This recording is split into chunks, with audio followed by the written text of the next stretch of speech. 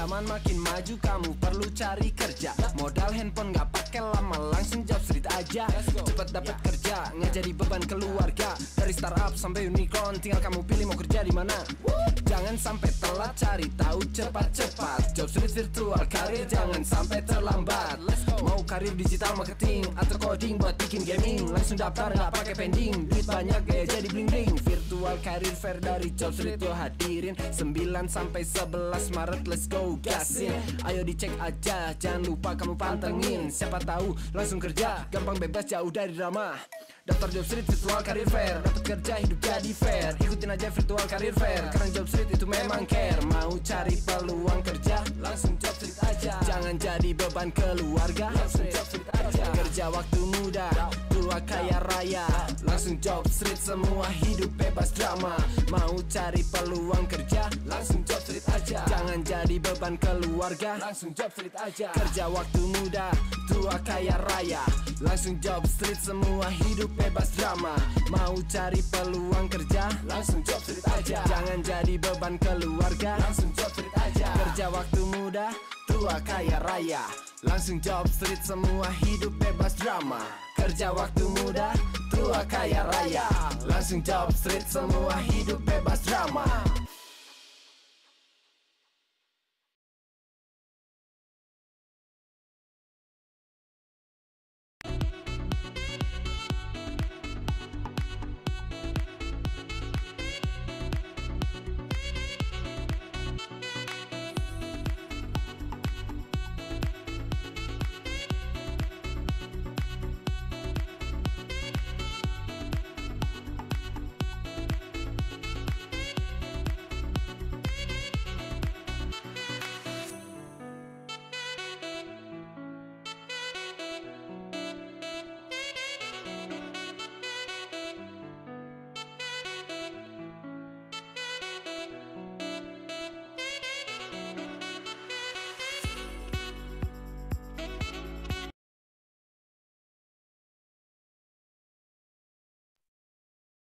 Halo, selamat sore teman-teman semua.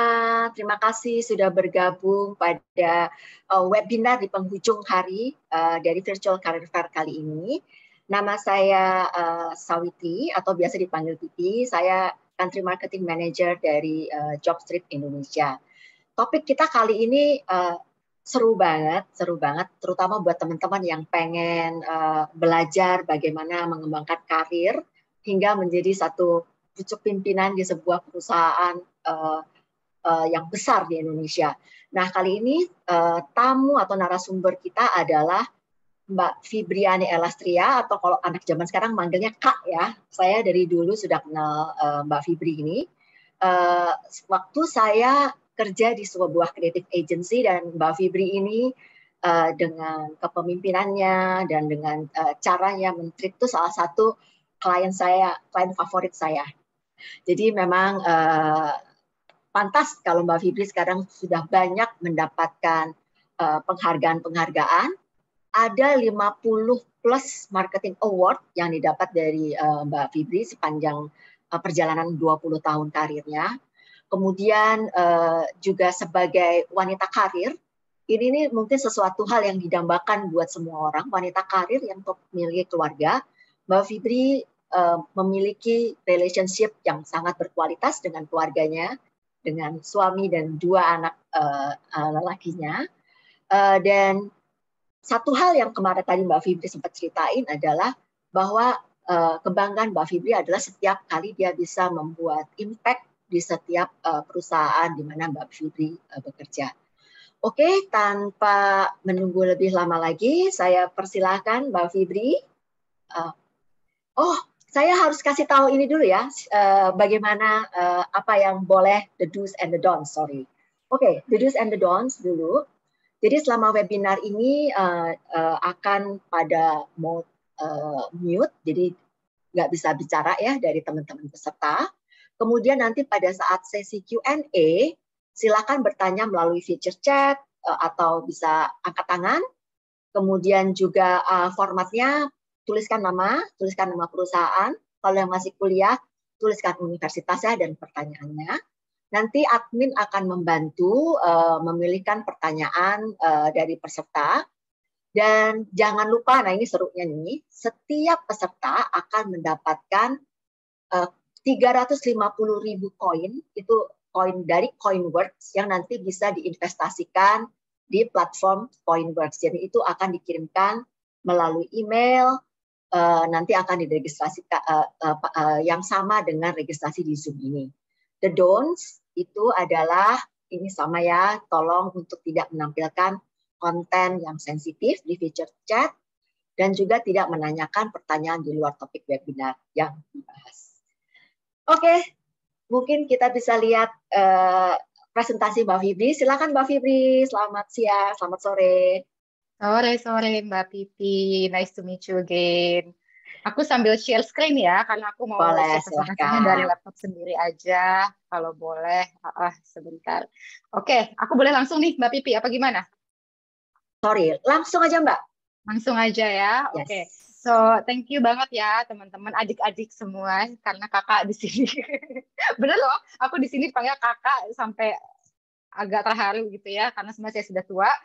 But anyway, aku di sini mau sharing mengenai 4 hal yang aku dapat sebagai kayak pembelajaran utama lah mengenai membangun karir itu seperti apa sih. Dan ini kayak summary dari ya my overall 20 years of working experience gitu. Jadi mungkin kenalan dulu, nama aku Fibri, saat ini menjabat sebagai Chief Marketing Officer di GoPay. Mudah-mudahan teman-teman semua tahu ya GoPay itu apa gitu. Nah, kenalan dulu, kebetulan tadi Mbak Pipi sempat bilang ya, aku salah satu kebanggaan aku atau achievement terbesar aku memang meskipun mungkin cukup sibuk dengan pekerjaan, tapi paling nggak aku merasa punya hubungan yang sangat-sangat dekat dengan 2 jagoan aku di situ yang ikutan mejeng. Jadi kalau ditanya seorang Fibri itu siapa, aku tetap yakin dan percaya bahwa full-time job aku bukan sebagai CMO, tapi adalah sebagai ibu. Gitu ya, I am a very proud mom of these 2 amazing boys because they're so apa ya, ya intinya karakternya mereka penuh empati dan sebagainya itu yang membuat aku merasa okay, I am successful as a mom because I create this kind of character in my kids gitu. Jadi aspirasinya seorang Fibri itu memang pengennya bisa jadi super mom gitu kan, super wife gitu, superwoman, tapi ya kenyataannya karena banyak maunya seperti mungkin semua orang di sini jadinya ya super capek juga, tapi sangat-sangat bersyukur karena memang ya hidup itu pasti punya banyak cobaan gitu kan, tapi jangan lupa untuk melihat berbagai blessing yang sebenarnya kita juga punya every single day, as simple as punya kesehatan yang baik-baik aja, itu juga udah blessing banget gitu. Nah, jadi memang seperti di judulnya, aku sudah punya perjalanan karir yang sekarang udah mau 21 tahun sebagai marketer. Nah, dari 21 tahun ini aku mau share nih, kira-kira apa aja sih pembelajarannya. Mungkin aku mulai dengan pembelajaran pertama nih, gitu ya. Nah, biasanya apa sih kalau ngomongin interview? Karena kan kalau ngomongin karir, biasanya salah satu awalnya adalah interview dulu gitu. Pertanyaan yang paling sering ditanyain biasanya apa gitu. Kalau yang aku lihat-lihat, termasuk aku sebagai interviewer, itu sekarang suka ditanyanya atau kita suka bertanya adalah what are you looking for? Kamu tuh cari apa? Aspirasinya sebenarnya apa? Atau kalau dulu zaman pertama kali aku bekerja, pertama kali aku interview, ditanyanya adalah 10 tahun dari sekarang kamu bayangkan kamu ada di mana? Ya kurang lebih sama lah ya, cuma beda-beda kalimatnya aja gitu. Dan dulu sebagai seorang fresh grad gitu ya, yang baru lulus, gue mikir dong, waktu itu aku lulus umur 21 tahun. Terus ditanya 10 tahun dari sekarang, kebayangnya 10 tahun yang lalu gue masih SD. Gitu kan. Berarti 10 tahun tuh lama banget gitu kan. Jadi, wah kalau segitu lamanya ya 10 tahun dari sekarang udah jadi di manajemen level lah Pak gitu. Itu kayak pede banget gitu kan. Tapi nyatanya sekarang sudah 21 tahun, itu pun masih yang, oh my God, ini karir life gue masih panjang banget ya, kadang saya lelah gitu. Tapi ya udah, tetap berjuang. Nah, jadi aku mau share sedikit perjalanan karir aku seperti apa gitu. Jadi memang dari pertama kali aku bekerja, 4 tahun kemudian aku alhamdulillah menjadi manajer, 4,5 tahun kemudian terus menjadi general manager. Ini in a nutshell lah ya, mungkin nggak terlalu detail perintil-perintilnya apa gitu. Terus udah gitu jadi VP di sini waktu itu mulai ketemu sama Mbak Pipi itu waktu jadi general manager ya Mbak ya gitu. Terus udah gitu dari VP di promote juga menjadi executive vice president, which is ya kurang lebih sama lah ya levelnya sama director. Terus aku juga pindah ke tempat lain menjadi director juga. Nah, terus udah gitu tiba-tiba 1 tahun kemudian, kenapa menjadi product marketing manager? Kenapa ini turun kasta gitu? Nanti aku cerita ya kenapanya gitu. Terus habis itu menjadi head of consumer marketing, terus menjadi head of consumer and brand and reputation marketing, baru sekarang chief marketing officer. Jadi kalau kembali ke pertanyaannya tadi, ditanya 10 tahun dari sekarang kamu bayangkan ada di mana, dan aku jawabnya tadi kan ya saya bayangin saya sudah berada di manajemen level. Ternyata tercapai gitu ya, karena dalam waktu 8,5 tahun ternyata bisa jadi GM, reporting langsung ke presiden director gitu ya, mengepalai sebuah divisi gitu. Tapi juga kalau tadi aku cerita, kok ada saat di mana aku memilih buat turun kasta. Kenapa nih? Ada apa gitu?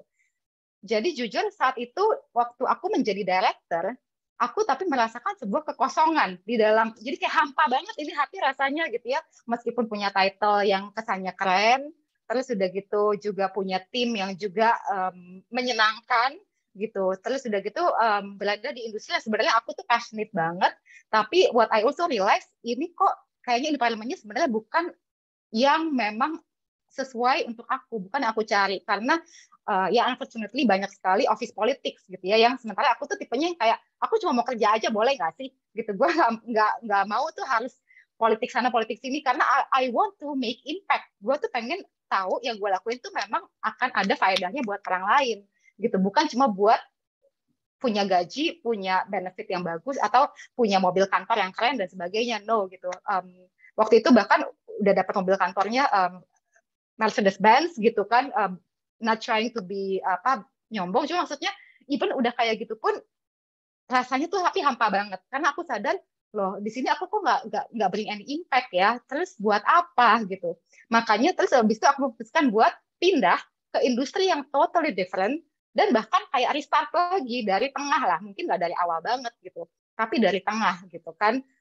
Dan aku turun gaji loh, turun gaji berapa, 55% gitu. Tapi kenapa sampai mau, apa segitu desperate-nya? Yes, bisa dibilang segitu desperate-nya karena aku sadar, aku belajar seorang Fibri itu ternyata butuh banget that sense of satisfaction, bahwa yang gue lakukan memang ada impact-nya, ada manfaatnya, dan sesuatu yang gue bisa bangga, bukan cuma sekedar title yang bisa ditaruh di, let's say, di job search, for example, gitu kan. Jadi for me, there was actually not a sacrifice, tapi kayak it's a way to find myself and what really matters, gitu. Dan memang ya tidak lama dari situ akhirnya dipromot lagi gitu ya, udah jadi salah satu leader lagi lah, meskipun waktu itu sempat ternyata enak juga ya kembali ke tengah gitu kan, promotnya nanti aja boleh nggak gitu, tapi ternyata ya sudah tidak bisa dihindari. Nah jadi kalau boleh learningnya apa sih gitu. Nah learningnya kalau menurut aku adalah memang sebentar, learningnya menurut aku adalah, kenapa tidak bisa diklik? Bentar. Nah, oke, hold on. Kalau yang namanya plan your career gitu ya, merencanakan karir itu sebenarnya proses yang ongoing gitu. Dia akan berkelanjutan. Kalau tadi 10 tahun kayaknya udah panjang banget. Halo, sekarang aku juga udah 21 tahun, dan dengan usia yang sekarang aku tahu paling enggak gue masih harus kerja 15 tahun lagi loh. Jadi oke, you can have dreams. Boleh banget, penting gitu ya, punya tujuan tuh kayak, oke, saya mau jadi seorang CMO, saya mau jadi di level management, whatever that is, right? Tapi yang menurut aku paling penting, karena ini adalah maraton, bukan lari jangka pendek gitu ya, lari jarak pendek. Jadi yang paling penting adalah, do you enjoy the journey? Tiap hari bangun tuh excited nggak sih? Gitu. Jadi tips pertama adalah get to know yourself gitu. Jangan cuma fokus pada pokoknya gue mau jadi CMO, atau pokoknya gue mau punya gaji sekian dan sebagainya, and I will always move when I get increment dan sebagainya gitu. Karena it may give you the material things, but it doesn't mean it will give you that satisfaction yang bisa keep us going when things get hard gitu. Jadi menurut aku tipsnya adalah when you try to get to know yourself, satu, coba deh sepanjang perjalanan juga mulai di fine tune, mulai coba tanya ke diri sendiri. Jadi sebenarnya tujuan gue tuh apa ya? Apa sih yang sebenarnya gue cari dari sebuah karir gitu. Terus juga apa sih yang bikin kayak makes you tick gitu, bikin kita tuh jadi excited, bikin nggak bisa tidur karena saking semangatnya. Oh ya besok gue mau ini, besok gue mau ini. Yang itu tuh sebenarnya bisa diginiin loh, itu tuh bisa diginiin loh, kayak gitu kan? Atau ya understand yang lu cari tuh apa sih di karir gitu? Apakah memang benar materi semata? Bisa juga, and it's not wrong, tergantung masing-masing individu gitu ya. Tapi biasanya there is something beyond that yang kadang-kadang memang kita harus stop dulu, kontemplasi dulu, mikir lagi, dan itu adalah proses yang bertahap untuk benar-benar tahu inner drive kita sebenarnya apa sih, yang penting banget tuh apa sih, gitu. Dan kemungkinan bukan cuma sekedar title atau materi. Kalau kita mau betul-betul punya sense of fulfillment yang genuine, gitu. Dan ujung-ujungnya nih, kalau kita at some point in your life, katakanlah 10 tahun dari sekarang, 20 tahun dari sekarang, if you stop and you look back into your career life, what story you want to tell? Apakah you want people to just think about you sebagai orang yang, oh ya pokoknya dia pindah-pindah terus, gitu kan? Tapi ternyata pas dilihat-lihat, loh kok sebenarnya nggak terlalu berkembang juga ya karirnya, ia pindah-pindah karena, oh di sini kasih 30% increase, oh di sini kasih 50% increase, tapi scope-nya begitu-begitu juga, cuman dari satu perusahaan yang lain ke perusahaan yang satu lagi, ke perusahaan yang satu lagi misalnya. Like, is it the story you want to tell, or you want to be able to tell something yang lebih bisa inspiring buat orang, yang membuat orang jadi ngerasa, oh iya ya, I want to be like that, for example. This is the first thing I learned throughout my career, right? Nah, terus udah gitu. Next adalah cuma cerita sedikit lah mengenai the reason. Jadi kenapa seorang Fibri sekarang ada di GoPay gitu? Karena to be honest, sebelumnya aku juga 5 tahun bekerja di Google, dan I was very happy. Dan orang-orang juga bilang, kenapa sih kayak Google bukannya udah one of the best places to work, which is true, everything was so great gitu ya. Tapi mulai tahun ketiga aku sebenarnya mulai bertanya-tanya kayak impact gue sebenarnya apa ya ke orang lain, bukan cuma sekedar impact kepada my own family, for example, karena jujur aku bukan berasal dari keluarga yang secara finansial itu berkecukupan lah ya. Jadi memang begitu masuk ke dunia kerja harus menghidupi keluarga, menghidupi orang tua, menghidupi adik yang masih sekolah, menghidupi kakak yang masih kuliah gitu. I need to put the food on the table and I cannot fail. Kasarnya dulu tuh begitu, jadi kayak pembawaan serius banget. Cuman di satu sisi I know aku bisa compete sampai akhirnya aku berada di tempat aku yang sekarang, for example, was because meskipun orang tua aku tuh berjuang banget untuk mencari penghidupan, tapi satu hal yang mereka selalu prioritaskan adalah memberikan sebuah pendidikan yang baik sehingga aku bisa compete gitu kan, untuk bisa have a better future gitu. Dan di saat aku berpikir mengenai impact gue apa, I think my soul was searching for something that is missing gitu. Karena yes, it's amazing to make more people searching di Google gitu. Yes, it's great buat membuat semakin banyak orang bisa nonton YouTube. Meskipun kadang kita juga tahu, tapi yang nonton YouTube kontennya konten seperti apa dulu gitu ya. Jadi akhirnya di saat waktu itu ada kesempatan dari GoPay, memang satu hal, nah di sini nih tertulis misinya GoPay itu sebenarnya apa sih? Misinya GoPay itu untuk bisa membuka akses finansial ke orang-orang yang selama ini bahkan tidak punya akses tersebut gitu. Are we there yet? No, it's still a long way to go gitu ya. Tapi we have a mission gitu, dan we are starting step by step. Cuman paling nggak mimpinya kita apa sih? Mimpinya kita orang-orang kayak aku dulu yang bahkan anak singkong banget jujur gitu ya, main nggak pakai sendal dan sebagainya gitu. Tapi paling nggak 10 tahun dari sekarang orang-orang ini tuh udah nggak harus mikir lagi, gimana ya caranya bisa bawa makanan ke rumah hari ini, gimana caranya ya bisa beli rumah untuk keluarga saya supaya nggak harus ngontrak terus, supaya nggak harus cari pindah sana pindah sini terus, gimana caranya bisa nyekolahin anak, karena mereka punya penghidupan yang lebih baik. Jadi GoPay itu adalah bridge gitu. Dulu orang tua aku masih bisa punya penghidupan meskipun kuliah tidak ada yang selesai, tidak punya pendidikan yang juga mungkin meaningful, tapi karena ada orang yang membukakan pintu untuk mereka paling nggak bisa dikasih modal di awal, terus mulai usaha kecil-kecilan, tapi tetap kecil-kecilan sampai terakhir pun bahkan completely bankrupt, makanya aku harus start up gitu. Tapi paling nggak karena ada orang yang membuka pintu. Now GoPay is trying to be that bridge gitu kan, tapi bukan cuma ke 1-2 orang, but we want to do it for all Indonesians, and that's why I'm here today. That's what keeps me here until today. Jadi kayak that's my purpose. So the question is, what's yours? Gitu. Jangan cuma mencari sesuatu yang sifatnya jangka pendek, because kadang itu tidak cukup untuk membuat kita keep going gitu, karena it's a long marathon. Oke, now aku lanjut ya ke pembelajaran yang kedua. Mitos mengenai karir yang menurut aku paling sering aku dengar lah gitu, dan juga terjadi sama aku adalah jangan keseringan pindah-pindah, karena nanti akan merusak image-nya kamu gitu kan, karir kamu nanti rusak. Nah, ini aku mau minta tolong nih, polling kali ya, teman-teman di sini gimana? Jawab setuju atau enggak sama pindah keseringan itu bisa merusak karir? Bisa ditolong? Ditolong. Ya, bisa dibantu ya, Mas? Oke, sip.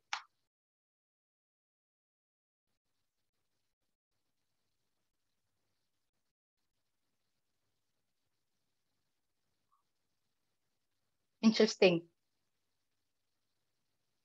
Oke, mungkin kita tunggu 3 detik lagi. 3, 2, 1. Oke, kita akhiri ya pollnya. Wah, ternyata hampir balance nih. Yang setuju 44%, tapi yang nggak setuju 56%. Gitu. Jadi lumayan balance. Ini karena pasti aku yakin banget di sini juga banyak anak-anak muda gitu ya. Dan sekarang hal ini udah menjadi sesuatu yang lebih common. Di zaman aku dulu, di zaman Mbak Pipi dulu, ini tuh kayak, aduh, udah ini banget lah. Sangat amat tidak disarankan gitu kan. Nah, kalau dilihat lagi perjalanan karirnya seorang hibrid gimana gitu. Kalau dilihat ini adalah perusahaan-perusahaan yang aku pernah bekerja sampai dengan yang sekarang. Sorry, ini pollingnya muncul terus. Aku harus apain sih? Stop sharing, is it? Oke, udah. Thank you. Jadi aku pernah di beberapa local company, misalnya kayak Astra, Sequis Life, itu yang insurance, kalau ada yang nggak tahu Sequis Life itu apa, atau pernah di Putra Sampurna Foundation buat edukasi gitu ya. Pernah juga di joint venture sama Aksa Mandiri, pernah juga di multinational, Nestle, P&G, Coca-Cola, Google. Industrinya pun macam-macam gitu, as you can see. Gitu kan. Jadi meskipun dari zaman aku bekerja 20 tahun yang lalu, sebenarnya ini kayak momok gitu ya, itu enggak banget. Dan ya setiap kali aku interview suka ditanya, kenapa kamu banyak pindah-pindah gitu kan. Tapi menurut aku ujungnya jadi jawaban buat di atas itu apa ya, tergantung sih gitu. Tergantung apa? Ya menurut aku kembali kepada tips yang kedua ini gitu. Selama kita ngerti apa yang memang penting buat kita gitu ya, dan akhirnya menjadi reason kenapa kita pindah-pindah, dan itu dan reason itu sebetulnya sesuatu yang memang ternyata oh iya ya emang meaningful, memang bisa dijustify, bukan cuma sekedar narasi, tapi memang it's straight from the heart. Kayak tadi misalnya aku dari Coca-Cola consumer goods gitu ya, dan bahkan sempat di regional assignment di Singapura, terus tiba-tiba pindah ke asuransi lokal. Buat orang kayak, oh kenapa, are you crazy gitu kan, karena FMCG justru yang kayak the place to grow for marketer, kenapa malah ke asuransi? Tapi karena aku waktu itu melihat, oh ternyata asuransi itu punya purpose yang noble banget, yang mulia banget, karena itu semua membantu orang mempersiapkan di saat sesuatu yang buruk terjadi, gitu kan? Yang ya kasarnya yang namanya death itu pasti terjadi, gitu kan? Kita masalahnya nggak tahu aja kapan terjadinya. And when that happen, the question is, are you ready? Gitu. Dan kalau kayak aku sebagai pencari nafkah utama, meskipun masih single, tapi punya papa, mama, adik, kakak yang masih bergantung hidup sama aku, kalau terjadi sesuatu sama aku, mereka tuh gimana nasibnya? Kalau akunya sih ya udah meninggal aja misalnya, gitu ya. Tapi orang-orang yang masih hidup ini tapi bergantung sama aku, gimana? And I think that having that kind of clarity of the reason why you choose your decision, gitu ya, that becomes your story, karena itu sesuatu yang menunjukkan your values as a person, itu yang penting, gitu. Dan juga memang di saat kita mau pindah, nggak apa-apa, silakan misalnya. Tapi mikir dulu, tapi gue udah build legacy apa di sini? Gue udah make impact belum sih? Kalau emang belum, ya mungkin pikir lagi, what is the story I want to tell yang memang genuine. Kalau memang nggak ada, well, at least you know, gitu ya. Cuman jadinya menurut aku, ya sebisa mungkin think through about this, gitu ya. Di saat you want to do any decision making lah about career movement. Oke? Now, yang ketiga, ketakutan terbesar biasanya apa sih buat kita sebagai sebagai pekerja atau sebagai profesional? kegagalan. Semua orang pasti takut gagal gitu. Orang yang kesannya paling berani pun, paling cuek pun, pasti deep down inside tuh punya ketakutan sama menjadi gagal gitu kan. Tapi ya ini aku mengambil quotes dari dua legendary karakter gitu. Paling nggak buat generasinya aku mungkin bisa connect banget nih sama satu Emma Watson.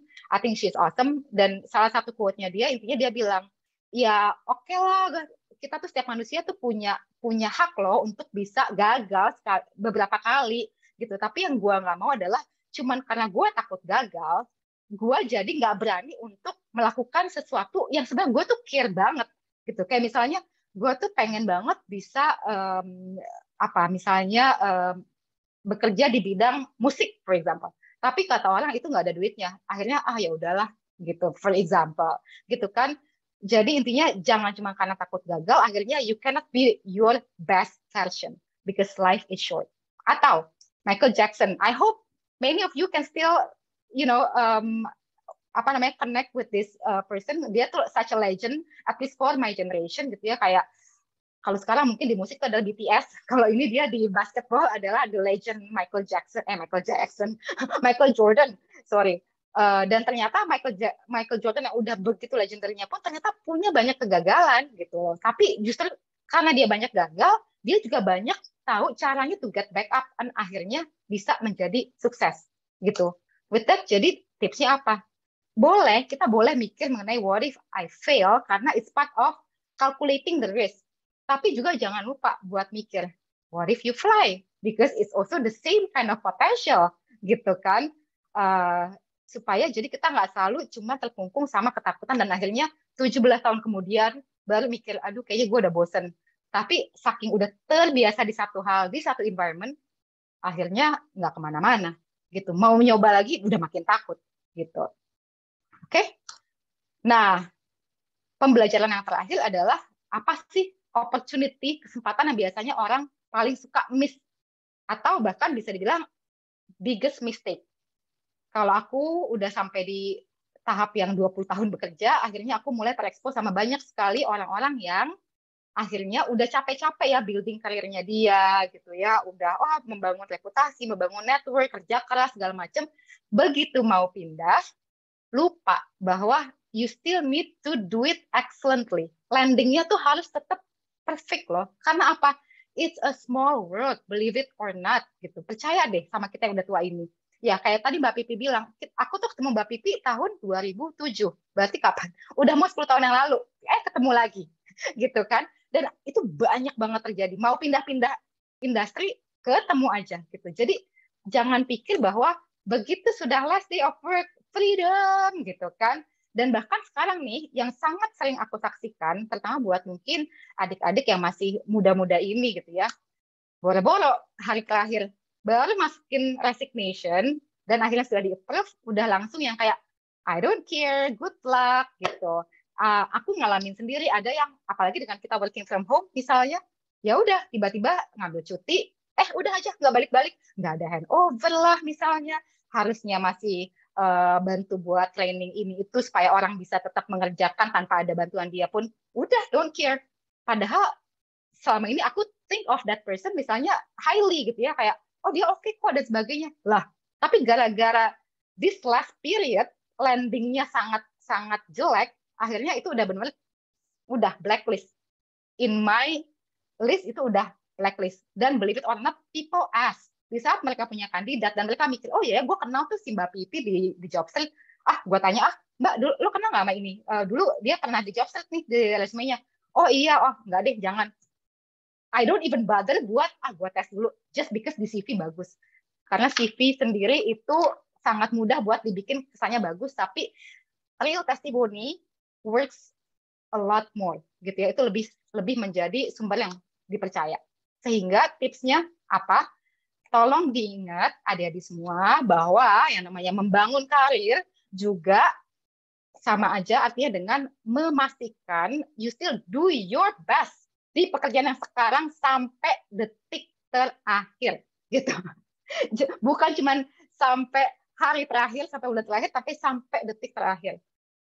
Aku mungkin orangnya cukup idealis, jadi I think every single time I move, ujung-ujungnya meskipun bukan working from home, aku selalu jadi orang terakhir yang pulang dari kantor. Karena I want to really make sure every single task itu udah aku selesain, email yang harus dikirim udah dikirim, deck yang harus dikerjain udah dikerjain, everything. Orang yang perlu diinform sudah diinform dan sebagainya. And that is why every time I meet with anyone that I met in the past, aku nggak takut. Bring it on gitu. Karena I know I give my best all until the very end. Kayak gitu.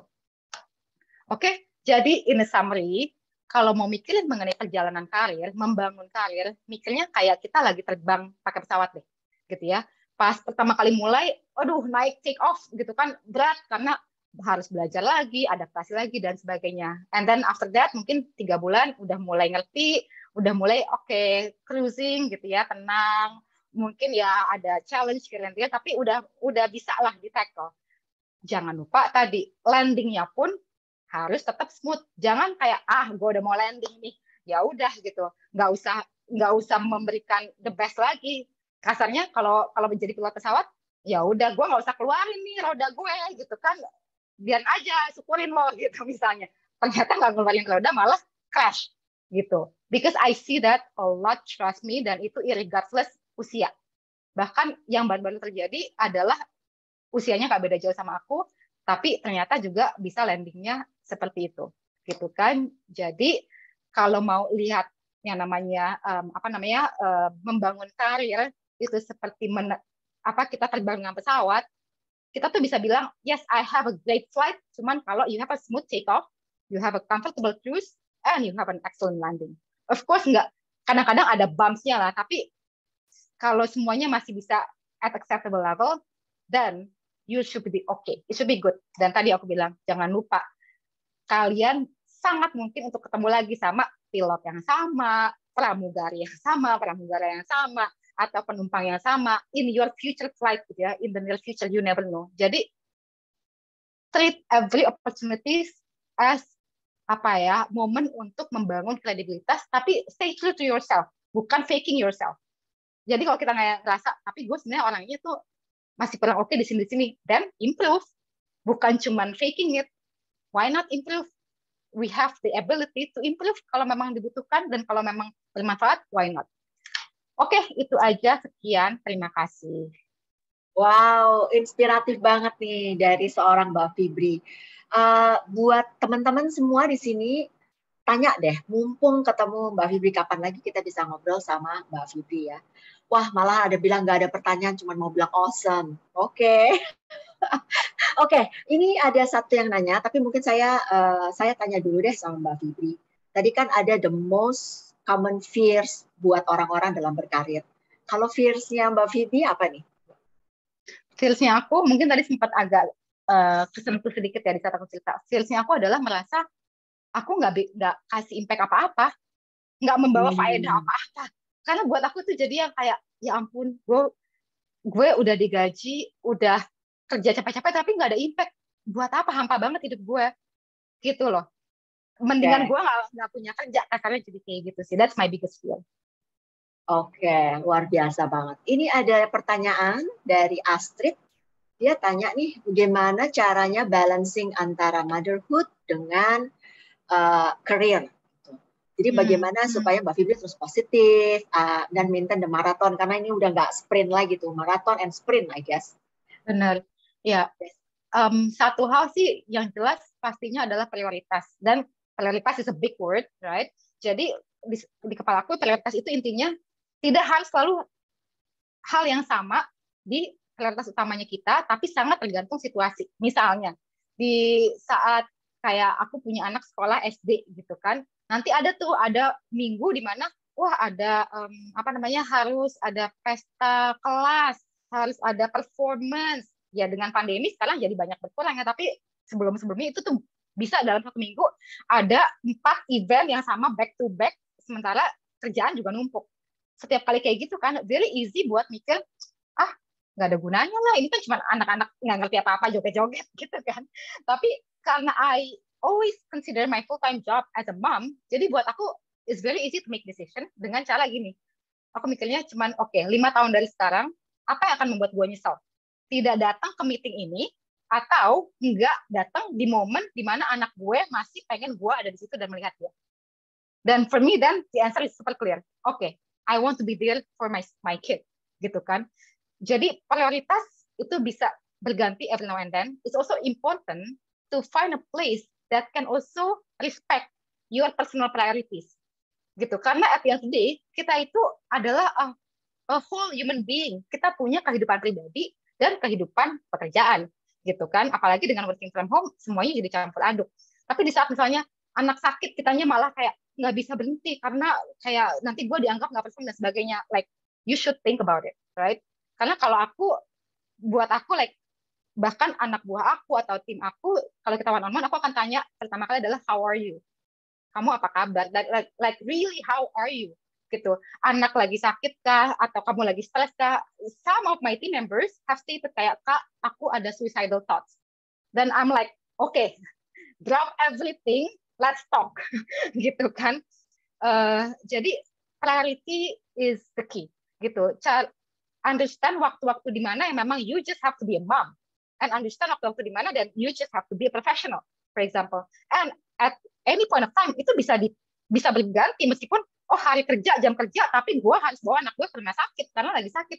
Then go, karena like it's just a job, gitu ya. Tapi anak it's like buat aku it's everything, gitu. The same thing, my mom got sick, then I'll drop it, gitu. Tapi of course aku akan bilang maaf banget, whatever. Tapi pokoknya I need to take care of my mom now. Cuman aku juga akan make sure I will arrange whatever yang mungkin bisa aku arrange to make sure apa yang bisa dilakukan tetap bisa dilakukan. Tapi kalau enggak, ya I'm sorry, gitu. I'm sorry, but this is important for me. If you don't understand, then maybe we should recalibrate, gitu kan, our relationship. Kalau aku sih kayak gitu. Oke, ini ada thank you. Ini ada pertanyaan lagi nih dari Elina. Nanya kalau itu kan beda-beda industri nih ya. Lompatnya tuh nggak cuma lompat yang sama industri, tapi beda-beda industri. Berarti kan harus belajar industri dari awal lagi. Nah, bagaimana supaya proses belajar itu cepat sehingga bisa nunjukin produktivitas di bulan-bulan pertama? Oke. Jadi biasanya setiap kalau aku pindah, aku tuh punya plan 90 days plan, gitu. Dan ini memang I thank to one of my ex-manager lah ya dulu, yang memang di saat aku mau pindah terus dia kasih aku buku memang judulnya 90 days plan. Intinya aku bikin plan di dalam 90 hari pertama. Kalau presiden punya 1000 days plan, gitu ya. Kalau aku punya 90 days plan, 90 hari pertama apa aja sih yang perlu gue lakuin. Terus misalnya milestone-nya apa aja, yang perlu di-achieve juga apa aja. Dan itu yang aku share dari awal sama atasan aku. Supaya jadinya he or she can hold me accountable. Jadi misalnya biasanya nih, kalau aku misalnya pindah sudah sebagai people manager, the first thing I would do adalah ketemu dulu one-on-one with my subordinate, gitu. Buat bisa kenal mereka, understand them as an individual, bukan cuman lo pegang apa, gitu ya. Enggak, tapi kayak keluarga gimana, what makes you think, apa aspirasinya apa, all of those things. Dan kayak relationship kerjanya enaknya maunya gimana, kayak gitu. Jadi always relationship first. Terus juga selain itu, dan aku akan assess, oke, kira-kira orang yang akan kerja bareng sama gue banyak, gitu ya, dari function yang berbeda, itu biasanya siapa aja ya. Dan aku akan set one-on-one juga sama mereka. Untuk kayak, ya balik lagi, get to know each other as a person. Bukan cuman karena, oke, kita harus kerja bareng, ya udah, gitu ya. Enggak, gitu. Karena buat aku selalu, once you get to know the person, itu biasanya working relationship ke depannya akan jauh lebih mudah, lebih enak. Karena pada dasarnya aku percaya semua orang tuh sebenarnya baik. Semua orang tuh sebenarnya senang buat diwongke, gitu ya. Dianggap sama orang lain. And that's one of the way to do it. Dan why not? If that makes other people happy and it's genuine, you actually want to know about them, then start with that, right? Gitu. Terus habis itu juga dan understand the expectation dari atasan, Pak, Bu, tiga bulan ini kira-kira apa yang Bapak atau Ibu mau saya capai, gitu kan. Then you make a plan, gitu. Jadi biasanya sebulan pertama itu benar-benar kayak get to know the people, assess kayak battle zone, siapa orang-orang yang penting, siapa sih kayaknya key influencer di company ini, for example. siapa orang yang gue akan banyak kerja bareng. Jadi kayak aduh relationship-nya nggak enak nih gitu kan. I need them to be able to support me juga gitu kan. Tapi benar-benar you have to be genuine ya, harus tulus. Terus ya tadi udah understand juga, oh oke, target gue sama ini ya. Dan ya udah just follow that plan gitu kan. Nah, kalau pindah industri memang pasti ada pembelajarannya juga. Nah, buat aku yang paling mudah adalah tadi dengan bertemu dengan beberapa orang, itu pasti aku juga akan tanya, oke, what can you share with me mengenai your industri ini seperti apa? Menurut lo yang gue perlu tahu sebagai marketing di sini apa? Gitu ya. Terus sudah gitu baca semua, kalau marketing nih ya, kalau aku akan lihat datanya kita seperti apa, bisnis state-nya kita kayak apa. Jadi aku tahu, oke, yang driver buat growth kita ada di sini, opportunity-nya ada di sini. Aku analisa langsung, so that I get a sense landscape-nya gimana sih, yang penting apa, yang mungkin nice to have apa, yang nggak penting apa. From my own point of view, habis itu dari saat aku ngobrol dengan orang-orang terkait, aku mungkin do some checking, bener nggak sih kira-kira kayak begini. Jadi aku juga dapat masukan kan, gitu. Karena pastinya sebagai orang baru, you don't really understand kalau cuma dari lihat data. The other thing adalah lihat research. Atau kalau sedang ada consumer study, consumer research, dan join gitu. Karena kalau marketer itu what I believe adalah you are the voice of the users. Dan what you need to do adalah punya empathy untuk bisa ngerti problemnya mereka apa sih, pain point-nya mereka apa, gimana produk atau service yang kita tawarkan bisa menjadi solusi. Dan tugasnya marketer adalah how you connect the two, ya kan? Magic yang kita bisa tawarkan untuk mereka apa, terus sudah gitu di-combine sama problem yang mereka apa, dan menjadi sebuah campaign, for example, gitu. Without knowing who your target audience, without knowing problemnya mereka apa, dan sebagainya, where do you even start, gitu. Jadi menurut aku itu dulu aja the basic untuk benar-benar bisa langsung accelerate your learning. Karena ya itu udah fundamental. Abis itu, believe me, everything should be probably a lot easier. Oke, Mbak Fibri, kita masih punya banyak pertanyaan, tapi waktunya mungkin untuk menjawab pertanyaan tinggal dikit ya, 15 menit lah kira-kira. Ini ada dari Amara Wajauni dari Berlin. Mau tanya ya dari TU Berlin. Mau tanya, adakah tips karir buat orang yang cenderung introvert, seperti untuk networking dan untuk membantu kegelisahan saat bertemu atau berbicara dengan orang-orang baru? Oh my God, I love this question. Believe it or not, aku juga introvert banget sejujurnya. Dan setelah menikah sama suami, makin merasa oh iya ya emang benar gue introvert. Meskipun dia ternyata lebih introvert gitu. Jadi kalau orang nggak tahu, orang mungkin nganggapnya oh Fibri itu extrovert karena kalau udah ngomong berapi-api dan sebagainya. Tapi what I can say adalah kalau introvert itu kan kita punya kelebihan ya. Kelebihannya apa? You shine in one-on-one discussion, one-on-one conversation, atau in a small group, tapi not in a big group. Aku pun sampai sekarang kalau misalnya ada misalnya offsite yang rame-rame gitu ratusan orang dan banyak banget yang aku gak kenal, aku tuh rasanya pengen nempel di dinding aja gitu ya, jadi hiasan dinding aja boleh nggak? Karena kayak oh my god, I don't even know how to start, terus kayak harus basa-basi gitu kayak oh saya lelah gitu kan. Tapi kalau one on one gitu atau small group, then you actually have a lot more energy untuk actually have a genuine conversation gitu. Jadi menurut aku being introvert is actually sebuah kelebihan untuk bisa sebetulnya building that relationship di saat yang tadi aku bilang di awal. Untuk perkenalan dan sebagainya, have that one-on-one session, have that small discussion with your team, for example, gitu. Dan yang paling penting adalah ya have genuine interest sih, mau kita introvert atau extrovert, tapi kalau kita punya genuine interest about the other person, bukan fokus kepada oke, gimana caranya gue bisa bikin gue tuh terlihat menarik gitu ya, kalau gue tuh kayaknya keren banget, gue tuh kayaknya sangat berkualitas. If you don't focus on that, tapi fokus on trying to really get to know the other person, I think it will flow much easier. Gitu. Doesn't matter you're introvert or extrovert.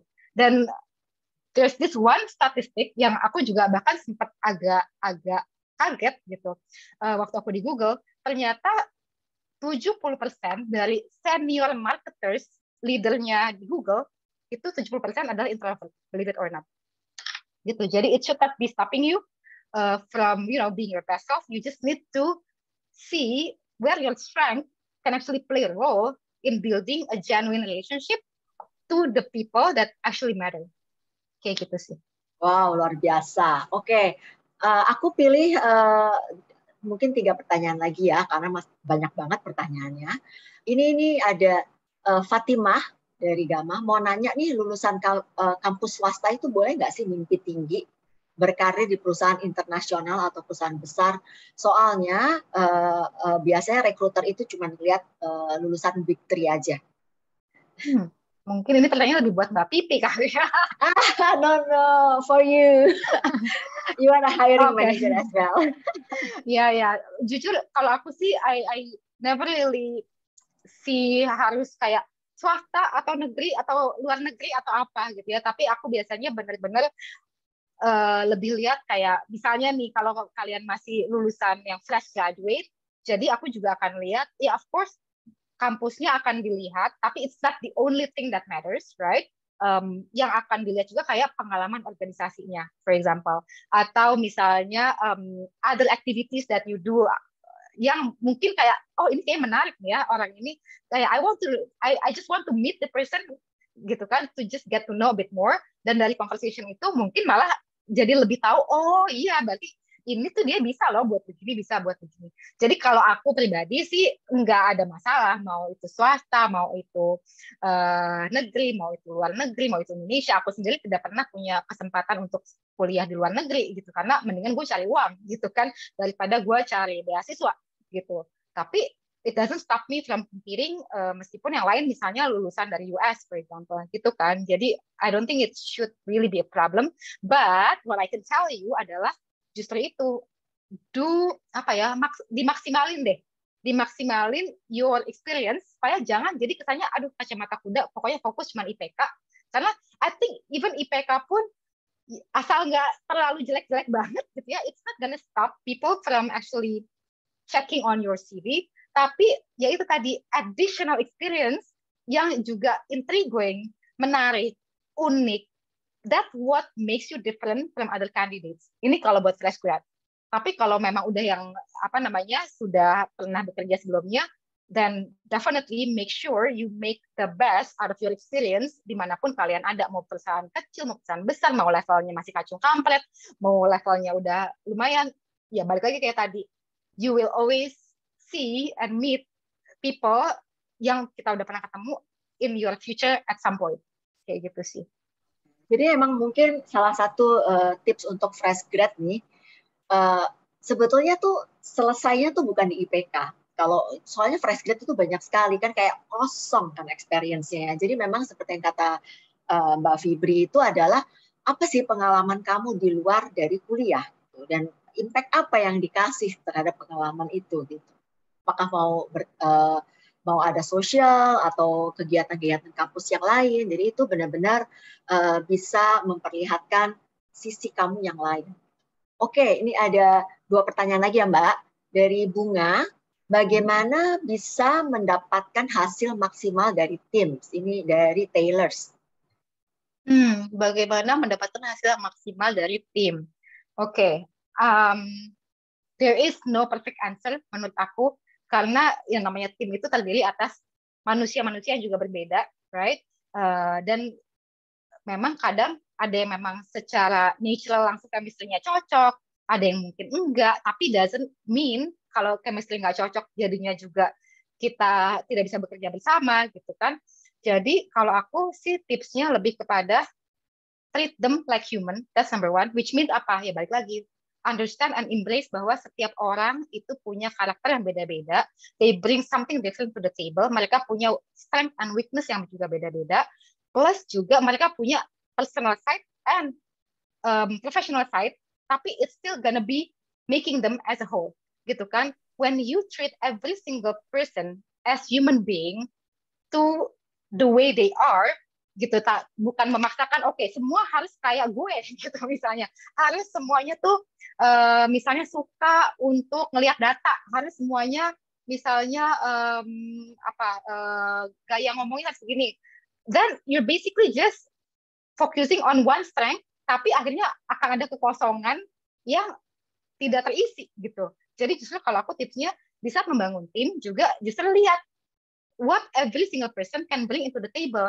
Kalau ini satu tim isinya introvert semua, berarti ada sesuatu yang salah juga, because mungkin kita terlalu bias meng-hire orang selalu kayak lebih mirip kayak kita, sehingga nanti thinkingnya sama gitu ya. Jadi tidak ada debat, semua sepemikiran. Tapi like, is it always the right thinking? Belum tentu gitu kan. Jadi justru bringing different characteristic, different type of people, different kind of skill and strength gitu kan, itu yang justru akan memperkaya kita untuk jadi bisa, oh iya ya sebenarnya it can be A, B, C, D, untuk bisa mencapai satu tujuan itu bisa macam-macam. Si A mungkin begini, yang ini begini. Then you can have a discussion, bahkan bisa berdebat. Debat is okay, konflik is okay. Kadang-kadang aku lihat orang Indonesia tuh kayak kalau udah debat, kalau ada konflik tuh langsung, aduh, nggak enak banget rasanya gitu. Kayak seakan-akan kayak, oke, lo tidak menjadi bagian dari komunitas yang baik gitu kan. Padahal justru when people or your team is comfortable enough to have conflict, to have debate, tapi juga still be able to treat each other with respect. Jadi di saat mereka menyampaikan opini, bukan karena memang mau attacking someone else, tapi memang karena memang ada real reason, ada data yang supporting, ada insight yang supporting. Jadi semua orang punya informasi yang cukup kaya untuk akhirnya then we can make decision gitu. Instead of semua langsung oke, iya sama, setuju gitu ya. Jadi menurut aku balik lagi ya, treat everyone like their full self as an individual, a human being, bukan cuma a number atau a tool for you to achieve your number. That's number one. Dan kedua, ya tadi, try to have diverse kind of composition dalam tim, sehingga kita pun jadi belajar juga, dan from each other, semua orang juga ikut belajar, dan mereka merasa, okay, I'm growing here. Gitu. Bukan cuma sekedar di sini untuk mencari sesuatu lagi yang lain, atau buat ya udah from 9 to 5 and that's it, for example. Atau cuma buat nunggu gaji di hari bulan. Gitu sih. Oke. Mbak, ini bisa nggak dijawab 1 menit nih, terakhir. Tapi ini menarik banget, karena salah nggak ya kalau wanita yang sudah berumah tangga menginginkan karir pekerjaan yang tidak terlalu sibuk. Jadi nggak ingin selalu mengejar karir, tanggung jawab karena prioritas anak dan keluarga. Enggak salah sama sekali, and you should really listen to yourself when you have that needs. Gitu. Jujur, every now and then I have that question for myself gitu. So just to share a bit ya, papaku baru meninggal sebulan yang lalu, and it's really tough karena mendadak, dan I think I was lucky in a way karena itu terjadi di hari weekend, malam-malam, di mana ya kasarnya aku bukan lagi video call dan ada telepon, so aku nggak angkat, you know. Dan waktu Desember aku mendapatkan kesempatan untuk benar-benar take care of him, ke rumah sakit, ke dokter selama 3 minggu full aku cuti, benar-benar tiap hari ke rumah sakit nemenin dia dan sebagainya. Ya mungkin itu Tuhan sayang sama aku. Cuman, you know, that kind of moment is the moment yang menjadi kayak defining moment untuk kita juga recalibrate. Yang penting buat gue tuh sebenarnya apa? Kembali lagi tadi kan, what matters for you, gitu. Karena kalau memang tadi purpose-nya masih nggak strong enough, then that's when you will always have that question mark, gitu. Dan even udah kesannya udah strong enough pun purpose-nya, it doesn't mean it cannot be changed. Karena kita pun sebagai manusia kita evolve. Apalagi di saat life stage kita berubah, di saat misalnya mulai jadi ibu, then you see this very, you know, little angels gitu ya. Terus udah gitu for you is probably more important untuk make sure they grow with your own hands dan sebagainya. Nothing is wrong with that. Karena ya tadi ujung-ujungnya what truly matters for you. Tapi ada juga mungkin ibu-ibu lainnya yang oh enggak kok, I'm fine because emang gue masih mau cari karir, atau karena gue memang harus bawa income, kalau enggak kita juga nggak bisa survive misalnya, you know. So nothing is wrong. Yang salah itu adalah di saat kita lebih memilih untuk mendengarkan apa yang orang lain pikir terbaik untuk kita, atau apa yang orang lain expect dari kita, but we don't actually listen to ourselves. And at the end, you will only have regrets. Then it's just too late. You don't want that. Wow, luar biasa banget bincang-bincang kita dengan Mbak Fibri. Buat saya aja very inspiratif, apalagi buat teman-teman yang mungkin masih muda-muda, yang baru membangun karir. Mungkin intinya kalau Mbak Fibri is very people person, dan pada saat kita ngomong people person, this is not only knows them, but benar-benar memahami mereka sebagai seorang manusia. Benar-benar kita harus punya good intention in everything kalau kita pada saat kita berhubungan, sehingga pada saat itulah kita bisa mendapatkan semua dukungan positif dari teman-teman atau kolega-kolega yang bekerja bersama kita. Dan jangan lupa, it's not about the money, it's about you, about yourself, about what matters to you. Jadi balik lagi ke situ supaya hidup kita nggak menderita kalau kita kerja. Dan juga kalau saya lihat mengenai banyak teman-teman perempuan di sini, jadi itu nggak usah bingung kerja atau nggak kerja. Jadi ibu rumah tangga juga nggak apa-apa, it's fine. Selama itu adalah yang kamu mau, gitu kan? Ada juga orang yang kalau nggak kerja malah jadi ibu yang buruk, bisa jadi gitu, because dia stres karena nggak ngapa-ngapain. So it's different for every individual, gitu. So aku mengucapkan terima kasih buat Mbak Fibri yang memberikan kesempatan buat Jobstreet Indonesia berbagi dari pengalaman Mbak Fibri. Mungkin saya kembalikan kepada Mas Sony nih. Untuk teman-teman yang ikut di sini bisa buka kameranya untuk ikut foto bersama.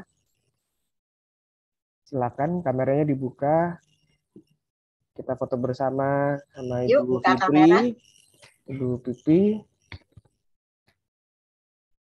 Silakan. Ini ada 50 peserta hari ini. Wow. Mari. Dibuka kameranya. Jangan malu-malu. Yang introvert boleh loh buka kamera.